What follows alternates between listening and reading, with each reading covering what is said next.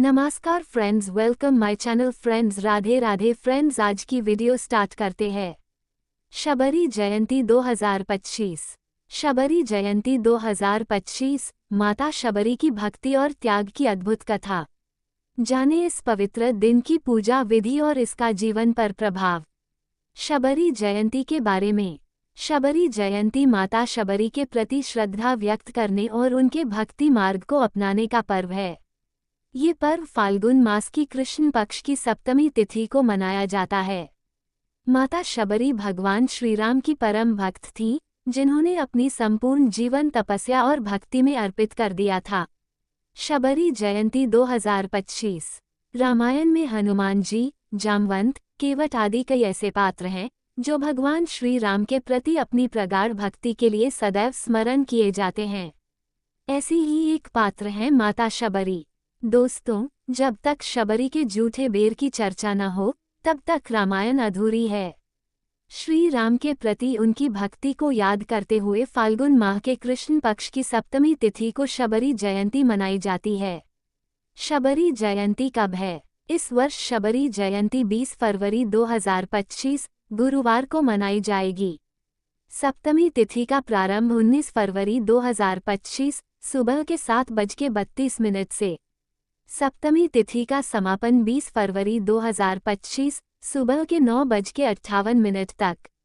शबरी जयंती 2025 की तिथि। शबरी जयंती डेट 2025। शबरी जयंती गुरुवार 20 फरवरी 2025 को है। सप्तमी तिथि प्रारंभ 19 फरवरी 2025 प्रातः 7:32 बजे। सप्तमी तिथि समाप्त 20 फरवरी 2025 को प्रातः 9:58 बजे। शबरी जयंती का महत्व क्या है? अधिकतर मान्यताओं के अनुसार कहा जाता है कि फाल्गुन मास के कृष्ण पक्ष की सप्तमी तिथि पर श्री राम ने शबरी के जूठे बेर खाए थे। तभी से इस दिन राम भक्त शबरी की स्मृति यात्रा निकालते हैं। शबरी श्री राम की अनन्य भक्त थीं। भगवान राम ने उनके जूठे बेर खाकर जनमानस को यही संदेश दिया कि भगवान केवल भाव के भूखे हैं। शबरी जयंती पर श्री राम की पूजा विधि। शबरी जयंती के दिन ब्रह्म मुहूर्त में स्नान करके साफ कपड़े पहनने चाहिए। इसके बाद भगवान सूर्य को अर्घ्य देना चाहिए। फिर पूजा स्थल पर ईशान कोण में प्रभु श्री राम की प्रतिमा या तस्वीर रखनी चाहिए। पूजा के दौरान भगवान श्री राम को धूप, दीप, गंध, फूल, अक्षत आदि चीजें चढ़ानी चाहिए। इस दिन भगवान राम को मीठे बेर का भोग अवश्य ही लगाना चाहिए। अंत में भगवान श्री राम की आरती करनी चाहिए। फिर भोग में चढ़ाए बेर को प्रसाद के रूप में वितरित करना चाहिए। इस दिन माता शबरी की भी पूजा की जाती है। क्या है मान्यता? मान्यताओं के अनुसार इस दिन जो भी पूरे मन से भगवान राम का सेवा सत्कार करता है, उस पर प्रभु प्रसन्न होते हैं। इसी मान्यता के आधार पर इस दिन प्रभु राम और माता शबरी की पूजा की जाती है। मान्यता है कि शबरी जयंती के दिन ही शबरी को मोक्ष की प्राप्ति हुई थी। शबरी जयंती पर जो भी भगवान राम और माता शबरी की पूजा करता है, उस पर प्रभु की कृपा दृष्टि हमेशा बनी रहती है। शबरी जयंती पर रामचरितमानस का पाठ किया जाता है। मान्यता है कि इससे शुभ फल मिलते हैं। शबरी जयंती कहाँ और कैसे मनाई जाती है? शबरी जयंती का पर्व मुख्यतः गुजरात, महाराष्ट्र और दक्षिण भारत में मनाया जाता है। शबरी जयंती के दिन अलग अलग जगहों पर कई धार्मिक कार्यक्रमों का आयोजन होता है। दक्षिण भारत के भद्रचल्लम के सीतारामचंद्रम स्वामी मंदिर में इस जयंती को एक बड़े उत्सव के रूप में बड़े ही धूमधाम के साथ मनाने की परंपरा है। इस दिन सबरीमाला में भव्य मेले का आयोजन होता है। इस अवसर पर विधि विधान से शबरी के साथ भगवान श्री राम की भी पूजा अर्चना करते हैं।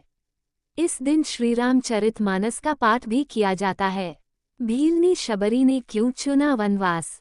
शबरी का संबंध एक भील समुदाय से था। उनका वास्तविक नाम श्रमना था।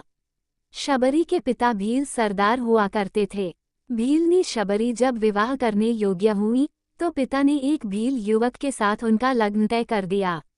जब शबरी के विवाह का समय समीप आया तो सैकड़ों बकरे भैंसे बलि देने के लिए लाए गए। ये देखकर शबरी ने जब अपने पिता से पूछा, हे पिताश्री, यहाँ इतने जानवर क्यों एकत्र किए गए हैं? पिता ने उत्तर दिया, बेटी, कल तुम्हारा विवाह है। इसी उपलक्ष्य में इन सभी जानवरों की बलि दी जाएगी।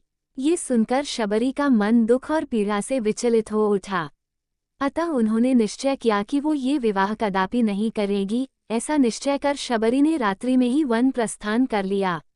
शबरी को कहाँ मिला आश्रय और शिक्षा। वनवास के दौरान शबरी ने निश्चय किया कि वो किसी श्रेष्ठ ऋषि से शिक्षा प्राप्त करेगी, लेकिन भील समुदाय से संबंध होने के कारण शबरी को किसी ने अपना शिष्य नहीं बनाया।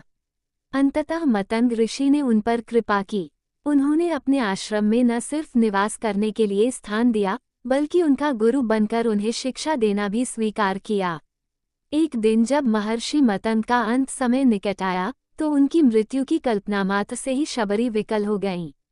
ये देखकर महर्षि ने उसे निकट बुलाकर कहा, बेटी, ये कष्ट धैर्यपूर्वक सहन करना एवं निरंतर श्री राम की साधना करती रहना। एक दिन प्रभु तेरी कुटिया में अवश्य आएंगे और तेरा उद्धार करेंगे। उधर महर्षि ने अपना शरीर त्याग दिया।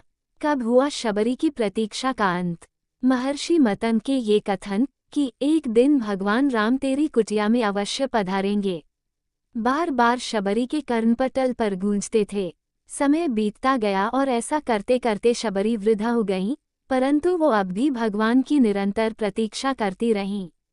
अंततः वो शुभ दिन आ ही गया जब सीता जी की खोज करते हुए स्वयं श्री राम शबरी को कृतार्थ करने उनकी कुटिया में पधारे। राम के दर्शन पाते ही शबरी की सारी तपस्या फलीभूत हो उठी। वो प्रभु के लिए बेर तोड़ कर लाईं। शबरी को चिंता थी वो भगवान को कहीं कोई खट्टा बेर न खिला दें। ये विचार कर शबरी पहले वो बेर स्वयं चखती, उसके पश्चात जो बेर मीठे होते वो प्रभु को खाने को देती। ये देखकर लक्ष्मण क्रोध और अचरज से बोले, भ्राताश्री, ये बेर तो इस वृद्ध भीलनी के जूठे हैं। अनुज लक्ष्मण की बात सुनकर श्री राम ने कहा, प्रिय लक्ष्मण, क्रोध त्याग दो। शबरी के ये बेर जूठे नहीं बल्कि अत्यंत मीठे और स्वादिष्ट हैं, क्योंकि इनमें शबरी माता का अटूट प्रेम है। कहाँ है शबरी माता का स्थान? शबरी धाम। शबरी धाम गुजरात के डांग जनपद में सापुतारा से कुछ दूर पर स्थित है। ये वही जगह है जहाँ शबरी ने वर्षों तक प्रतीक्षा की और अंततः भगवान श्री राम के दर्शन पाकर मोक्ष को प्राप्त हुई।